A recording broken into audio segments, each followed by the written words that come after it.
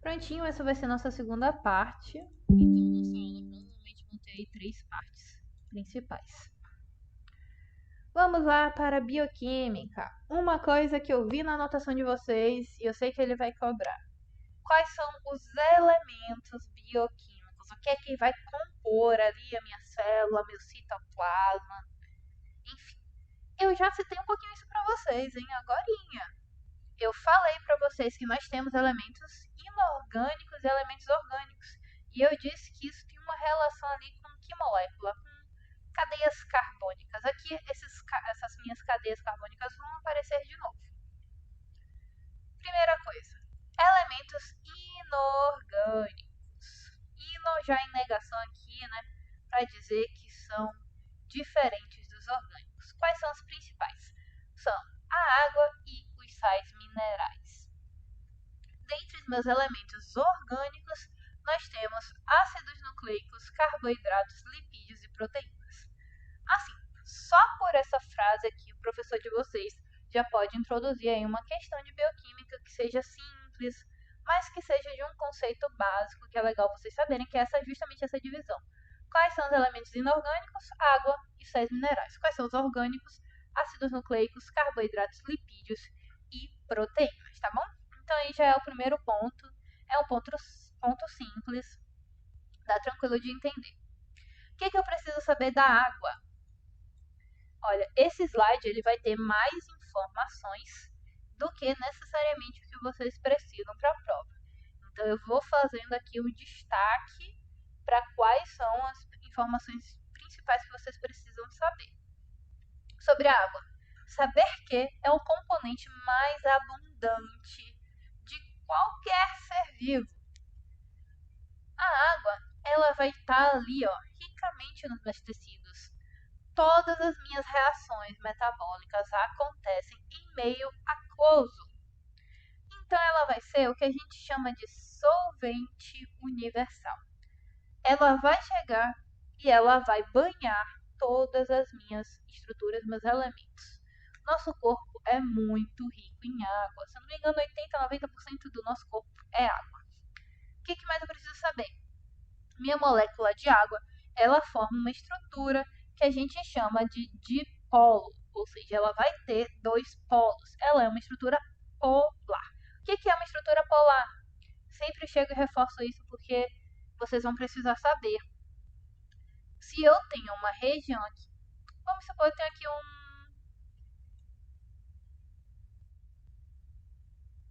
metalzinho. Esse meu metal, aqui desse meu lado, tem cargas positivas. Desse outro lado, tem cargas negativas. Isso é uma polaridade. Polaridade é diferença. Então, se eu tenho uma região que é desse jeito e outra região que é diferente dele, eu tenho uma diferença. Eu posso ter uma diferença, por exemplo, assim, um triângulo. Um triângulo ele é uma estrutura polar, porque eu tenho um ápice menor e eu tenho uma base bem maior. Uma pirâmide, por exemplo, vamos supor. Então, aqui eu tenho uma região menor e aqui eu tenho uma região maior. Então, eu crio diferenças, eu crio polos. Então, polos vão ser sempre estruturas diferentes.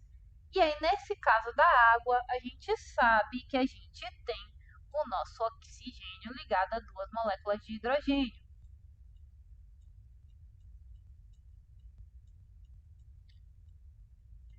Contudo, no meu oxigênio, na minha região ali da minha eletrosfera, do meu átomo de oxigênio, eu ainda vou ter um parzinho aqui de elétrons livres para fazer novas ligações. Esse meu parzinho de elétrons livres, ele vai repelir esses meus 2 hidrogênios. E aí acaba pegando essa minha estrutura, onde meus hidrogênios têm a estrutura positiva e meu oxigênio, por causa desse meu par de elétrons aqui em cima, vai ter uma carga negativa. Então, é como se aquele meu triângulo que eu desenhei ali, ele fosse representativo para a minha molécula de água. Então, aqui no meu ápice, eu teria cargas negativas e aqui eu tenho cargas positivas. Então, isso é a polaridade da água. Isso serve para quê? Para ligações químicas. Então, moléculas que vão ser polares com a água vão conseguir se conectar com ela, vão conseguir formar ligações com ela. Já moléculas que são apolares, ou seja, estruturas que não possuem essas diferenças, já não vão ter a mesma afinidade química. E isso é importante. Esse termo, esses conceitos são importantes, principalmente para a parte de membrana. E eu falei para vocês que tudo aqui que estiver relacionado à questão de membrana plasmática, eu vou dar um destaque, porque é assunto importante, tá bom? Então, essa minha água aqui até diz, né, como resultado da distribuição assimétrica das suas cargas elétricas, a molécula de água vai se comportar como dipolo. Então, é exatamente isso daqui que eu expliquei para vocês, esses dois polos. Saindo de água, nós vamos para sais minerais. Quais são os sais minerais? Principais aqui que eu preciso saber são esses íons. A gente tem como íon o potássio, o magnésio, o sódio e o cloro aqui como principais. Além deles, a gente tem mais, sim, como por exemplo, a gente pensar ali no nosso cálcio, que vai ser ricamente presente, por exemplo, no meu tecido ósseo, na minha matriz extracelular do meu tecido ósseo. Eu vou ter um monte de cálcio, eu tenho fosfato também. Eu tenho vários elementos inorgânicos que vão estar associados ao meu corpo. Mas o que eu dou destaque à parte aqui específica de sais minerais são a concentração desses meus íons aqui destacados no meio intracelular, ou seja, dentro da célula, e no meio extracelular, ou seja, fora da célula. É importante que eu saiba que no meu meio extracelular eu vou ter uma maior concentração de Na e de Cl. Lembra do sal? Tenta associar isso ao sal. O sal não é NaCl. Esses dois elementos eles vão estar mais presentes na minha matriz extracelular, ou seja, meu sódio e meu cloro. Já o meu potássio e o meu magnésio, eles são mais ricos, eles são mais marcantes no meu meio intracelular, ou seja, dentro da célula. A concentração dessas minhas substâncias, ela precisa estar em determinado fator, determinada faixa, para regular as minhas funções. Então, se eu altero isso daqui, se eu altero as concentrações ideais desses elementos, eu gero modificações nos meus degradês, minhas concentrações de substâncias, e isso faz com que eu tenha movimentação de elementos intracélula e o meio externo, por exemplo. Então, quando a gente vai olhar aquela nossa parte lá de transportes através de membrana, aqueles meus transportes, muitas vezes, eles são frutos de alguma alteração a nível desses meus íons aqui. Então, eu altero, por exemplo, a minha concentração lá de sódio, e aí eu posso começar a ter a propagação lá do meu impulso nervoso, por exemplo. Então, são temas mega importantes que vêm de um conceito muito simples, que é saber que dentro da minha célula eu tenho mais potássio e magnésio e fora eu tenho mais sódio e cloro, certo? Vamos lá.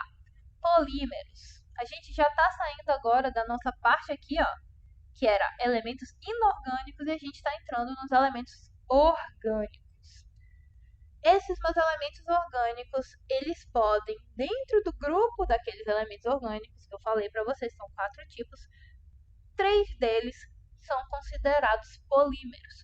O que é um polímero? Qual é o conceito de polímero? É quando você tem uma estrutura, por exemplo, eu tenho aqui uma bola e eu vou formar uma estrutura maior, por exemplo, eu vou fazer um colar. Como é que eu vou fazer esse meu colar com essa minha bijuteria aqui? Eu vou juntar várias bolas em um cordãozinho.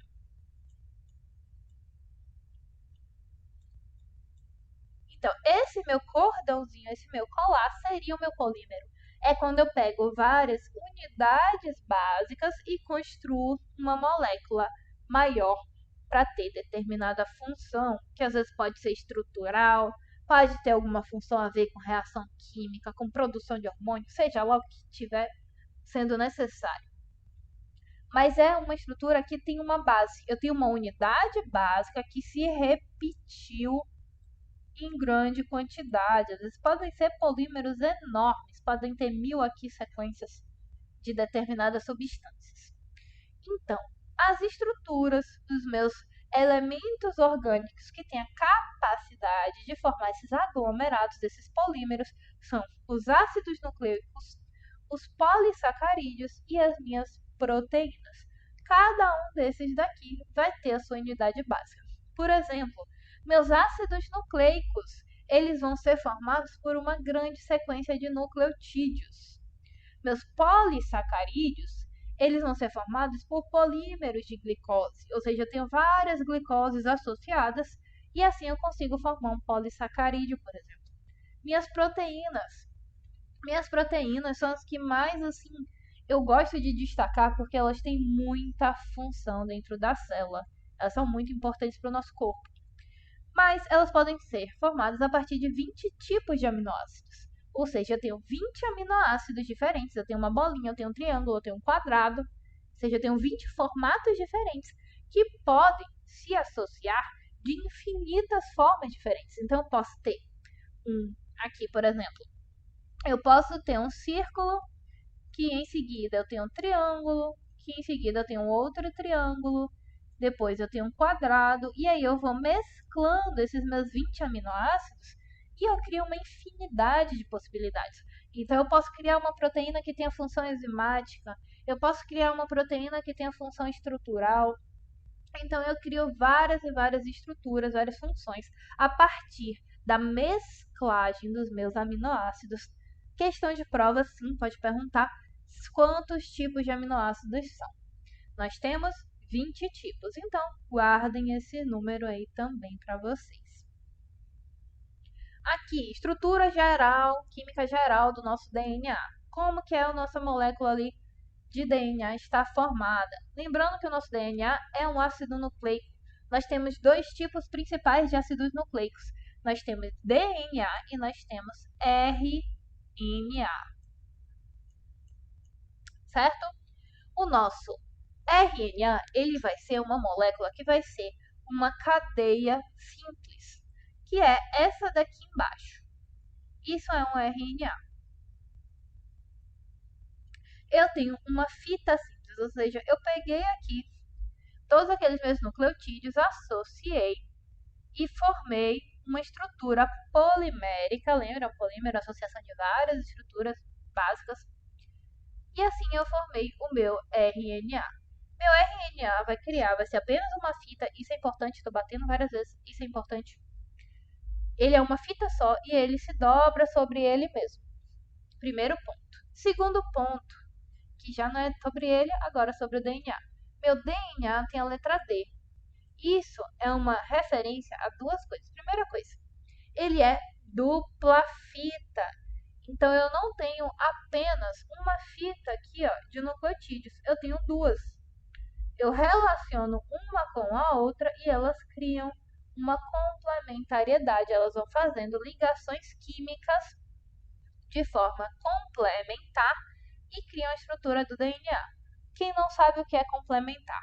Complementar é quando uma estrutura realmente completa a outra. Se eu tenho uma estrutura que é aqui assim, ó, uma setinha, a que vai receber essa minha setinha vai ter que ter um encaixe no formato dela.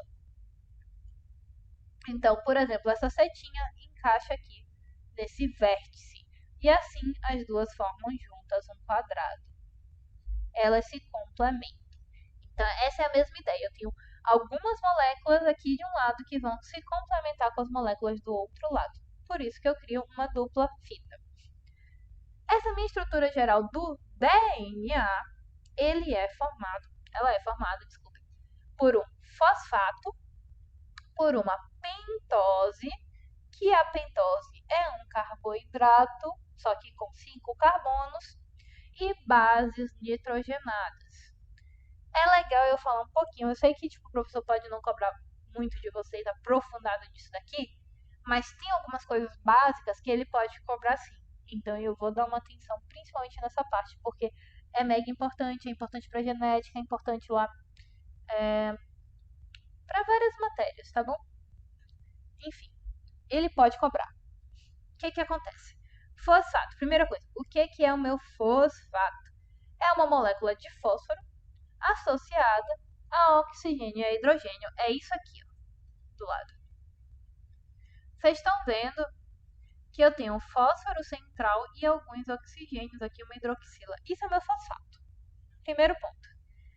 O que é uma pentose? O que é esse meu carboidrato? Meu carboidrato, minha pentose, já vai ser a minha outra estrutura aqui. Essa estruturazinha azul. Só que a pentose, eu tenho para vocês dois tipos de açúcares. Eu tenho a ribose e eu tenho a desoxirribose. Lembra do D e do R? D de desoxirribose também, dá para associar, e R de ribose. O meu açúcar do meu DNA é a mesma coisa que o açúcar do RNA, só que ele sofreu uma desoxi, ou seja, ele perdeu um oxigênio. Então, a diferença estrutural entre o meu açúcar aqui, ó, do RNA e do DNA é apenas essa. É a perda de um oxigênio. Por isso, eu crio esse meu aqui prefixo de desoxi.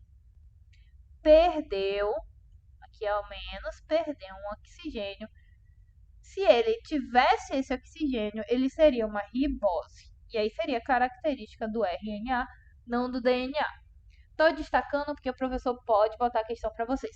Qual a diferença entre RNA e DNA? E aí a gente já sabe duas coisas. A gente sabe que o RNA vai ser fita simples, o DNA vai ser fita dupla. A gente já sabe que o açúcar presente no RNA vai ser ribose e o açúcar presente no DNA vai ser desoxirribose, que é a ribose que perdeu um oxigênio. Vamos para o último elemento principal comparativo, que são as minhas bases nitrogenadas. Nós temos 5 tipos de bases nitrogenadas. No meu DNA eu vou ter 4 tipos e no meu RNA eu vou ter 4 tipos. E aí você pensa, ué, por que a gente tem 5 se um eu tenho 4, no outro eu tenho 4? Então, as bases, 3 delas vão se repetir, vão estar presentes nas duas estruturas. Contudo, uma dessas minhas bases vai estar presente somente no DNA e uma das minhas bases vai estar presente somente no RNA. Quais são elas? Eu tenho timina, eu tenho adenina, eu tenho guanina, eu tenho citosina e eu tenho uracila. Esses são os meus 5 tipos de bases nitrogenadas. Contudo, a adenina, a minha guanina e a minha citosina, elas aparecem tanto no DNA quanto no RNA. Porém, a minha timina, ela aparece apenas no meu DNA, ou seja, ela é exclusiva da minha molécula de DNA. Já a minha uracila, ela é exclusiva da minha molécula de RNA. Então, se o professor botar para vocês, por exemplo, uma sequência de aminoácidos e eu visualizar uma uracila, e ele estiver te perguntando qual ácido nucleico é, só pela presença da uracila eu já posso afirmar com toda certeza que é um RNA. Contudo, se eu vejo uma timina, eu também posso afirmar com toda certeza que é um DNA. As duas não vão coexistir na mesma molécula. Se eu tenho uma, eu não tenho a outra e vice-versa. Outra coisa importante. Aqui nós já fechamos as 3 principais diferenças entre DNA e RNA, tá? As diferenças estão na estrutura básica, no tipo de fosfato. Tipo de fosfato não. No tipo de estrutura, que seria uma ser fita dupla, outra ser fita simples. Os dois vão ter fosfato, tá?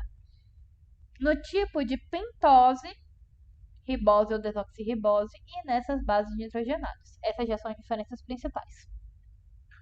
O que é que eu preciso saber mais? Esses destaquezinhos que estão aqui, ó. É legal vocês guardarem esses nomes.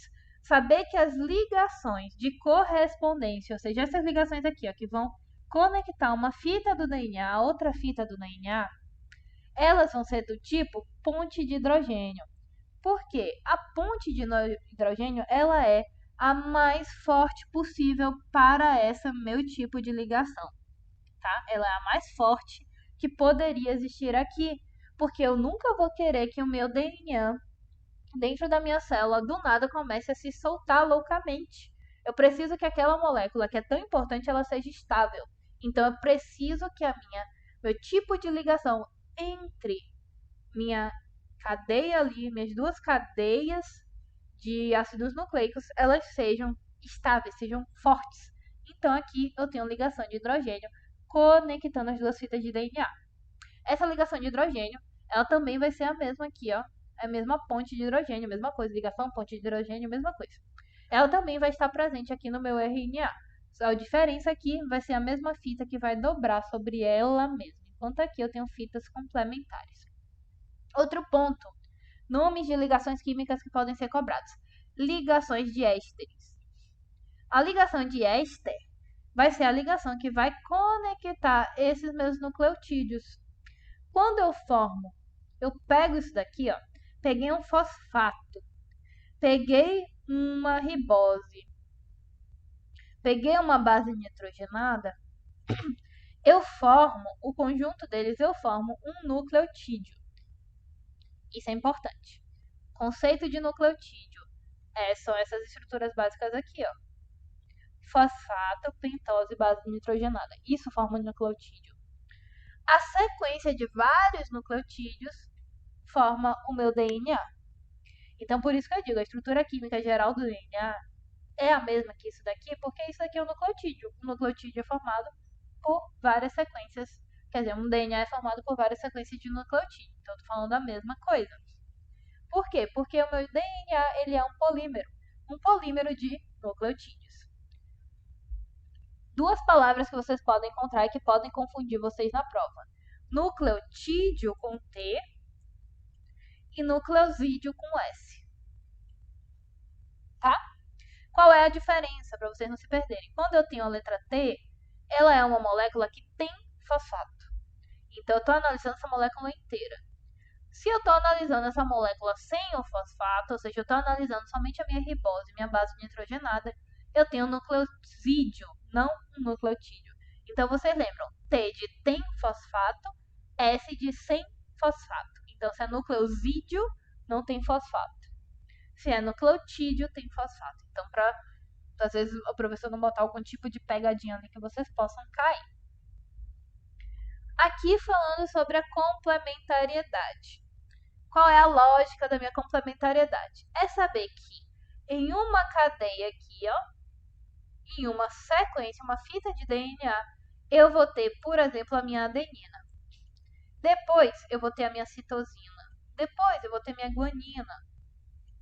Depois eu vou ter outra adenina.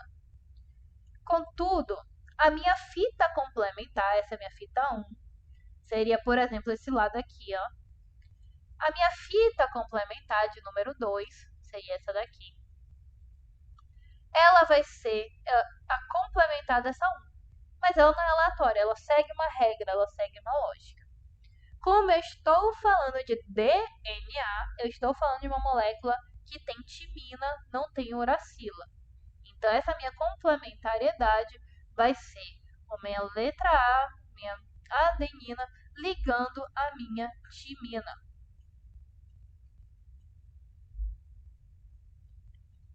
A minha citosina, ela vai ligar a minha guanina e vice-versa. Então, se eu tenho guanina, eu ligo a citosina. Se eu tenho adenina, eu ligo a timina. E assim eu vou criando a sequência de nucleotídeos complementares dessa minha primeira aqui. O que vai determinar essa ordem vai ser justamente a primeira fita. Ela diz quem é que ela vai se encaixar. Se isso daqui fosse para formar, por exemplo, um RNA mensageiro, eu tenho aqui minha informação genética. Eu vou formar um RNA mensageiro, que é aquele meu material genético que sai do meu núcleo, eu falei para vocês agora é isso.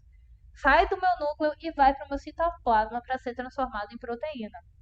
Ele é um RNA, R. Então ele não vai ter timina, ele vai ter uracila. Então o que é que vai mudar aqui? Onde eu tiver timina, eu vou substituir por uracila. Então a minha molécula aqui, número 3, ela seria um RNA. Do tipo mensageiro, por exemplo. Ela vai chegar e ela vai se complementar por isso daqui. Então, por exemplo, a timina, ela conecta com quem? Com a adenina. Então aqui eu tenho uma adenina. Guanina se liga com quem? Com a citosina. Citosina com guanina. Timina com adenina. Porém, se eu tivesse aqui no final uma adenina, vamos supor que aqui fosse T se conectando com A. Pronto, aqui no final tem uma adenina. A adenina, se fosse no DNA, ela se conectaria com uma timina. Como é no RNA, ela vai se conectar, se complementar por uma uracila. Então, essa minha sequência seria assim. O ACGAU. Então, ao invés de eu ter timina, eu tenho uracila. Para lembrar isso daqui, é assim, uma dica de vestibular mesmo, bestona, mas que serve até hoje para mim, que é lembrar de dois cantores. Agnaldo Timóteo e Gal Costa. Então, meu A liga com T, meu G liga com C. Se eu lembrar que a minha timina ela só existe no DNA, eu lembro que a minha uracila só existe no RNA. Então, eu vou ter essa troca e assim vai. Outro conceito, só para vocês saberem, a gente também pode dividir as minhas bases nitrogenadas em pirimidinas e purinas. Quando elas são pirimidinas, elas vão ter apenas um anel heterocíclico, que é esse meu anelzinho aqui, ó. Isso aqui é uma estrutura de anel benzênico.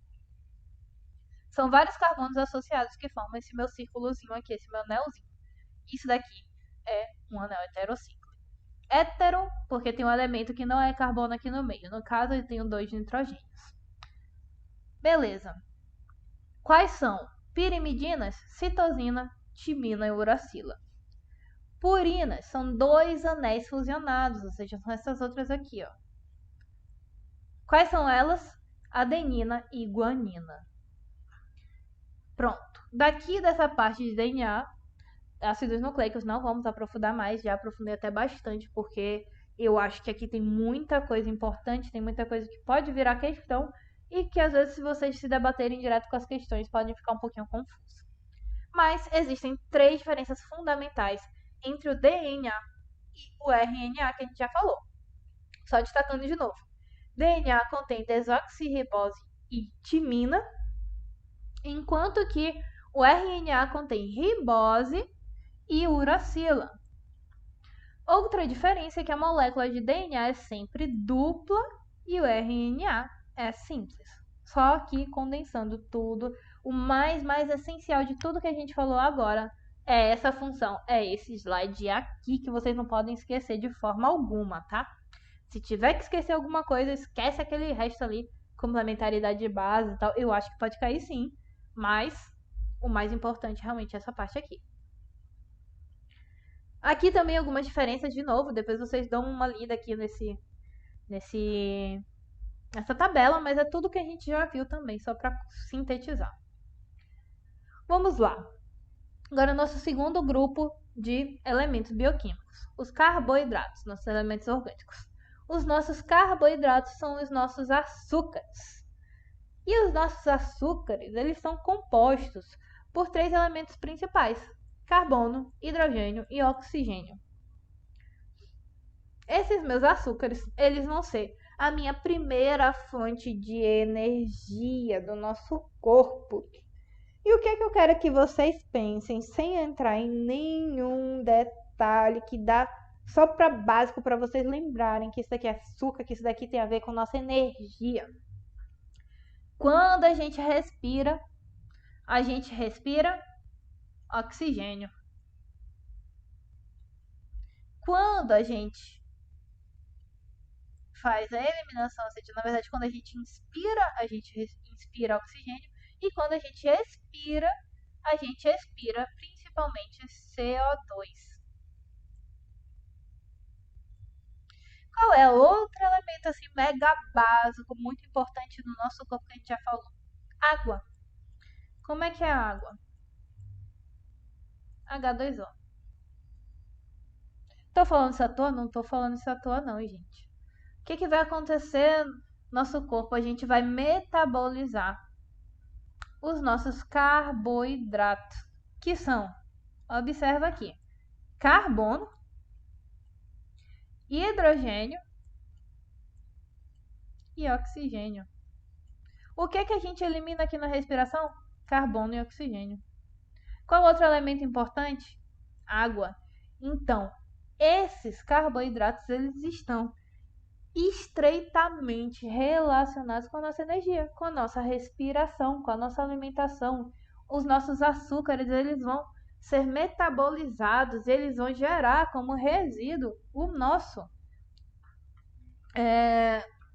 ácido carbônico. Então a gente vai estar liberando ali nosso CO2 graças aos nossos carboidratos. Eles são a nossa primeira fonte de energia. Isso é importante, porque às vezes as questões podem confundir vocês e dizer que, por exemplo, os lipídios são as primeiras fontes de energia, os ácidos nucleicos são, as proteínas, e não. A primeira fonte é o carboidrato. Depois do carboidrato são os lipídios, depois dos lipídios aí vem as proteínas, mas a principal são os carboidratos. Tanto é que quando a gente está fazendo dieta, às vezes, né, pode acontecer da nutricionista falar, a gente tem que reduzir carboidrato, tem que reduzir pão, tem que reduzir farinha. Tudo que é de gostoso de comer a gente tem que parar por causa desses malditos aqui, desses carboidratos. Mas, enfim, são açúcares. O que é que eu tenho que saber? Classificação. Qual é a minha classificação? Monossacarídeo, disacarídeo, oligosacarídeo e polissacarídeo. Diferenças. Monossacarídeos, ele é o mais simples, tá? O mais simples de todos. Então, eles vão ter poucos carbonos, entre 3 a 6 carbonos. Então, eu tenho trioses, por exemplo, tetroses, aqui que são 4, pentoses e hexoses. Por isso que eu falei para vocês, as minhas pentoses aqui marcantes, eu posso lembrar de quem? Da nossa ribose e da nossa desoxirribose, ali dos ácidos nucleicos que a gente acabou de falar. Então, os nossos ácidos nucleicos, eles possuem monossacarídeos dos tipos pentose. Um assunto aqui está relacionado com o outro, tá? Toda vez que a gente fala de um, a gente acaba citando o outro, porque a gente tem estruturas aqui conversando. Além disso, a gente tem hexoses. Por que eu estou destacando? Eu disse para vocês que eu não ia dar detalhes, mas por quê? Porque aqui, essa parte específica de monossacarídeos tem muitos marcantes importantes. Então, a pentose, a gente lembra ali do que eu falei. Ribose, desoxirribose, que fazem parte da minha estrutura básica de DNA. Aqui, a minha hexose principal, eu tenho como exemplo a minha glicose. Minha glicose, ela vai ser assim, um dos monossacarídeos mais importantes de todos, porque ela vai estar compondo vários tipos de açúcares. Tanto é que, se vocês olharem aqui, o meu conceito de polissacarídeos vai ser justamente a combinação de muitos monômeros de hexoses com perda de água. Ou seja, muitas vezes isso daqui, ó, meu polissacarídeo vai ser um monte de glicose, uma associada à outra, para formar essa minha estrutura poli. Meus disacarídeos, eles já são feitos pela união de monossacarídeos. Por exemplo, eu pego uma glicose, uno a outra glicose. Então, eu tenho um resultante. Eu tenho uma maltose sendo formada. Aqui, meus oligosacarídeos, eles já são cadeias maiores, que às vezes podem ser ramificadas por diferentes combinações de vários tipos de monossacarídeos. Ou seja, eu não tenho um tipo só, como seria aqui meu polissacarídeos. Aqui eu já tenho elas ramificadas. Conceitinho ramificado. Isso daqui é uma coisa reta. Isso daqui é uma coisa ramificada. Mais uma ramificação. Mais uma ramificação. Então, aqui eu teria uma cadeia carbônica linear, ou seja, vários carbonos um do ladinho do outro, que seria o caso dos oligosacarídeos, dos polissacarídeos. E aqui embaixo eu teria uma cadeia ramificada, ou seja, eu tenho aqui, ó, carbonos fugindo e ficando em estrutura paralela. Então, isso aqui é uma ramificação, só para vocês entenderem. Aqui botei um pouquinho, a gente já viu. A gente tem aqui, né, como exemplo principal, ribose, desoxirribose, glicose. A gente também tem galactose, manose e frutose como outros exemplos. Galactose e frutose também são mega importantes, porque vão estar ali formando açúcares primordiais do tipo disacarídeo. E eu já vou pular para explicar. Aqui, acabamos de falar da nossa galactose e da nossa frutose. E além deles, de monossacarídeos, conhecemos também a glicose. Eu falei para vocês que aquelas minhas moléculas vão se associar para formar os nossos disacarídeos, ou seja, 2 monossacarídeos. E essa relação, ela é uma relação importante de lembrar. Então, ó, monossacarídeo é importante, disacarídeo é importante também. Eu tenho que lembrar que a minha maltose, ela vai ser o açúcar que é formado por 2 moléculas de glicose associadas. A minha sacarose, que vai ser, por exemplo, aquele meu açúcar da cana-de-açúcar dos vegetais, ele vai ser formado por uma frutose e uma glicose. Dá até para associar vegetal com fruta. E aí, vocês lembram, em todos eles eu tenho molécula de glicose e na sacarose eu tenho a frutose aqui marcante. E por fim, a minha lactose, aquele meu açúcar do leite, que tanta gente tem intolerância, eu inclusive tenho também. Então, a minha lactose ela é formada por um monossacarídeo de galactose associado a uma glicose. Então, dá para lembrar também aqui, ó, na galactose você até consegue encontrar a própria palavra galactose, quer dizer, lactose. Então, é muito simples de vocês associarem um ao outro. Maltose, glicose com glicose. Sacarose, lembra ali dos vegetais, das plantas, então lembra das frutas. Lactose, aqui, fácil. Galactose, já está destacando. Lactose ali, então não vamos confundir. Gente, eu vi aqui que alguém me mandou mensagem no WhatsApp dizendo que ia precisar sair. Então, só para esclarecer, a aula está sendo gravada assim, tá? Eu vou passar para vocês, se possível, ainda hoje. Eu não sei se hoje eu consigo já postar e dar tempo de postar as 3 partes. Vão ser 3 partes. Mas, com certeza, pelo menos a primeira eu já posto e já envio. Se não, eu mando amanhã de manhã as que ficarem faltando, tá? Mas estou gravando, vocês vão poder acessar aí semana toda, tá? Pronto. Oligo e polissacarídeos, não preciso entrar em detalhes. Não vou aqui chegar e detalhar não. Só lembrem que são os tipos de açúcares que é aqueles tipos lá que a gente falou.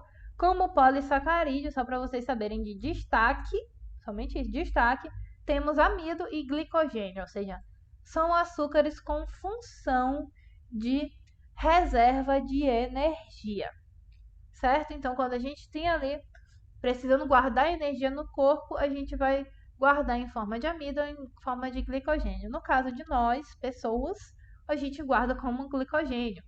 No caso ali, né, de vegetais, eles vão guardar como amido. Outro exemplo é a celulose. Celulose, eu falei para vocês no iniciozinho de tudo, que fazia parte da parede celular dos vegetais. Então, os meus açúcares, além de terem a função necessariamente de energia direto e mais importante, eles também têm uma grande importância estrutural. Então, vocês vão ver eles presentes, inclusive lá na nossa membrana plasmática, mas também formando aí, né, a nossa parede celular vegetal. Então, vamos lembrar deles também aqui. Já saímos lá, vamos para os nossos lipídios. Qual é a coisa mais importante que eu tenho que saber de lipídios? Eu não acho que o professor vai pedir detalhes, o que é muito bom. Então, o que é que ele pode pedir para vocês dessa parte? Uma molécula especial, que são os fosfolipídios. Tem um slide só sobre ele, então não vou entrar em detalhes aqui, mas ele é o componente da minha membrana plasmática. E nós temos também aqui, ó, triglicerídeos, que é aquele negócio que a gente faz um examezinho lá, lembra, para saber a taxa de TGP, TGL lá no meu sangue. As minhas taxas de triglicerídeos para ver se minha alimentação tá ok ou não tá ok. Então é aquele lipídio ali do meu circulação sanguínea. A gente tem fosfolipídios e a gente tem esteroides. Lembra que eu falei para vocês, de novo, lá no comecinho, quando eu fui falar de sistema de endomembranas, eu falei do retículo endoplasmático liso, que ele produz lipídios. Um dos lipídios que ele pode produzir, um tipo de lipídio que ele pode produzir, são os hormônios esteroides, que tem como base uma molécula que a gente conhece muito, chamada colesterol. Esse meu colesterol vai ser modificado, vai ser processado, vai caracterizar esteroides, tá? E aí esses meus esteroides, esse meu colesterol, eles vão dar base para os hormônios esteroides, ou seja, testosterona, gente. A gente está falando de testosterona. Então, os meus lipídios, além de terem funções estruturais, além de serem aqui, como eu já exemplifiquei para vocês, né, terem essa função de produção de hormônio, eles também vão ser considerados como as nossas gorduras. Por isso que eu falei do sangue. Ele é a gordura presente no sangue. Então, quando a gente vai analisar os nossos lipídios, a gente pode pensar também na função da gordura, que tem uma função térmica importante. Ele ajuda também como isolante elétrico. A gente vai ter onde que a gente vai ter ele mega importante, marcante, nosso sistema nervoso, formando o que, por exemplo, o que a gente chama de bainha de mielina, que vai ser aquela minha estrutura que vai estar fazendo o isolamento ali do meu neurônio para ajudar, para aumentar a velocidade da propagação do impulso nervoso. A gente tem bainha de mielina em várias estruturas, sistema nervoso central, periférico também a gente tem bainha de mielina. Então ele tem uma função ali de isolante elétrico muito importante. Mas ele também forma ceras. Cera mesmo, gente, cera de vela, eu tô falando disso. Eu tô falando das gorduras de modo geral. Mas é legal saber uma propriedade química dele muito importante. Eu falei para vocês no começo da aula aquela propriedade da água, que era polar. Aqui eu tô tratando de uma substância que é apolar. Apolar. A remete à negação. Então ele não tem polaridade. Isso é a mesma coisa que dizer hidrofóbica.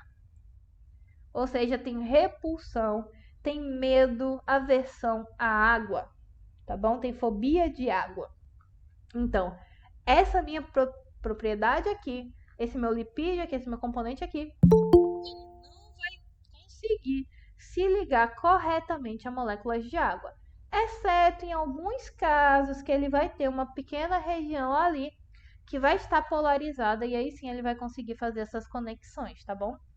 Mas em grande maioria ele foge da água. E vocês imaginarem aí um copo de água que vocês jogam, uma gotinha de óleo. O que, que acontece com o óleo? Ele não fica misturado na água, ele não tem polaridade para fazer esse tipo de conexão intermolecular e ser dissolvido. Ele acaba sendo concentrado e forma apenas uma gotinha ali na minha superfície da água. Ele se isola e fica um grupinho só. Ou seja, ele vai atrás de quem tem a mesma polaridade que ele, que são outros elementos, outras gotículas de óleo que estão perto, formando uma gotícula maior. Então, essa polaridade é importante, porque a gente vai ver aqui na membrana também. Esses são os principais fatos daqui. Também não vou entrar aqui nesses tipos, eu acho que não vai ser cobrado, tá? Mas se quiserem, depois dão uma lida assim no slide, tá? Pronto. Agora nós vamos para a generalidade das proteínas, tá? Aqui faltou só botar a palavra proteína, eu vou acrescentar. Vou mandar esse slide para vocês, tá? Mas vou acrescentar depois a palavra proteína, que é o que ficou faltando. Mas beleza, vamos lá. O que eu preciso saber sobre proteína? Lembra que ela é um dos nossos polímeros? Então, qual é a base da construção de uma proteína? Vão ser as nossas moléculas de aminoácidos. Toda vez que é um polímero, é importante que vocês saibam, que vocês lembrem qual é a estrutura básica. Então, nesse caso, aminoácido. Esses meus aminoácidos vão se unir em cadeias, em polímeros, a partir de ligações que a gente chama de ligações peptídicas. Esse termo é importante. Sempre que vocês leem péptido, peptídico, está falando de proteínas. Por exemplo, a gente tem nossos peptidoglicanos, que eu falei no comecinho da aula também, quando eu falei da parede celular de procariontes. Aquele meu peptidoglicano é uma proteína, por isso péptido, associado a um açúcar, por isso aquele termo glucano, ou seja, glucano lembra glicose. Então, eu associei um açúcar à minha proteína e formei o meu peptidoglicano. Então, fica aí uma tradução do que é que isso significa. Já falei, tem 20 tipos diferentes de aminoácidos também. E aí esses aminoácidos vão se associando entre si e formam todas as proteínas que a gente tem. Nossas proteínas podem ser enzimas, podem ser estruturais, podem ser canais iônicos, podem servir para um monte de coisa. Mas o que é que eu tenho que saber delas? Organização estrutural também. Elas têm 4 estruturas principais. Estrutura primária, secundária, terciária e quaternária. Quaternária, desculpe, sempre erro essa palavra. Quaternária. Isso daqui nada mais é do que formas de analisar a proteína. Não são tipos de proteína diferentes. Se a gente fala de tipos, aí a gente vai falar, por exemplo, de uma proteína integral ou periférica. Se a gente fala de função, a gente fala de função enzimática, função estrutural. Agora aqui não, aqui é organização, ou seja, como que ela está no espaço, como que ela se alinha, como é que ela se organiza. Isso é bom que fique claro para vocês, porque vai que cobra lá quais são os tipos de proteína e você quer botar proteína primária, secundária, terciária e quaternária, então estaria errado. Isso não são tipos de proteínas, então lembrem disso daqui, estruturas. Beleza. Minha estrutura primária é a estrutura onde eu vou analisar a sequência de aminoácidos da minha proteína, ou seja, aqueles 20 lá que se associaram. Eu vou e eu vejo qual é a sequência. Então, por exemplo, aqui eu tenho lisina, glicina, leucina, valina, lanina, histidina. A gente tem 20 aminoácidos. Isso vocês estudam em bioquímica, então por isso que eu já sei os nomes aqui, só pelo siglazinha deles, tá? Vocês estudam tanto que acaba gravando isso daqui mesmo. Mas enfim, minha estrutura primária ela é formada por essa sequência. Minha estrutura secundária é quando essa minha sequência aqui de aminoácidos começa a ganhar uma forma. Então, como eu falei lá para vocês que meu DNA era dupla hélice, lembra? E ele começava a se envelopar e formar tipo um cachinho lá, que a gente tem uma fita conectando a outra e ficando aquele formatinho de cacho. Esse formato é parecido. Então, eu tenho um formatinho de cacho aqui, meio que construindo ali uma fibrazinha surgindo. Então, na minha estrutura secundária, eu estudo o quê? Eu estudo as pontes de hidrogênio que vão conferir a minha forma helicoidal. Helicoidal é isso daí mesmo que nem eu falei para vocês. É o cachinho. Esse cachinho aqui é a minha forma helicoidal. A minha estrutura terciária, aí sim eu já estou vendo uma proteína.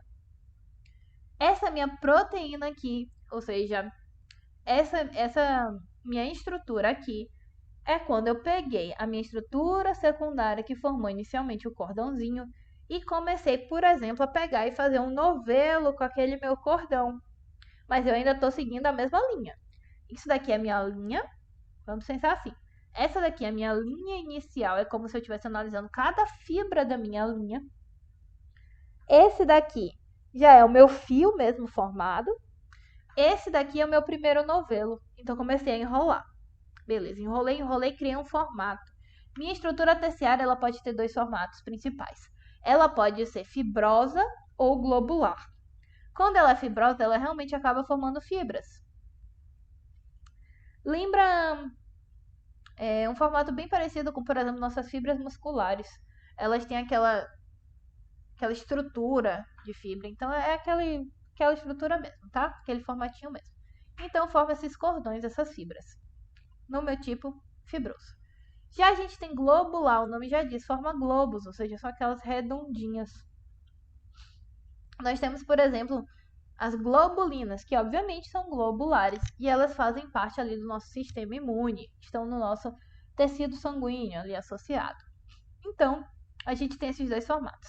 Essas minhas estruturas terciárias, pode acontecer de, por exemplo, a sua função ser exercida somente com ela aqui.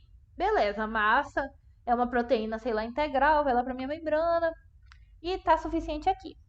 Em outros casos, eu posso precisar associar várias unidades proteicas para formar minha estrutura quaternária, que é nada mais do que associar proteínas para poder funcionar em determinada função. Ficou meio redundante isso, né? Mas é exatamente isso. Por exemplo, aqui eu me conecto a um oxigênio, aqui eu me conecto a outro oxigênio e eu tenho formando com a associação de todas essas proteínas o quê? uma hemoglobina, por exemplo.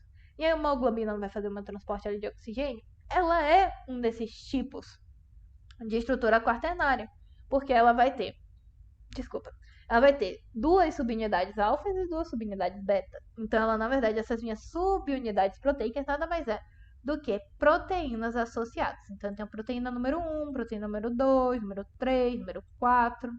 Se associou e formou minha estrutura quaternária, que é resultado de grupos de terciários. Ou seja, o textinho até já diz, ó, duas ou mais cadeias se unem para formar uma proteína. Cadeia, unidade, está sempre falando de uma estrutura terciária que se uniu a outras, tá? Aqui eu botei como intervalo também, mas para a gente não perder tempo, eu vou tentar já ir falando aqui mais uma parte do assunto. A única diferença é que agora eu vou dar uma pausinha aqui só para chegar e parar a gravação, e aí vou continuar a gravação para ficar em 3 partes e ficar melhor quando vocês forem olhar depois, tá? Então é rapidinho aqui.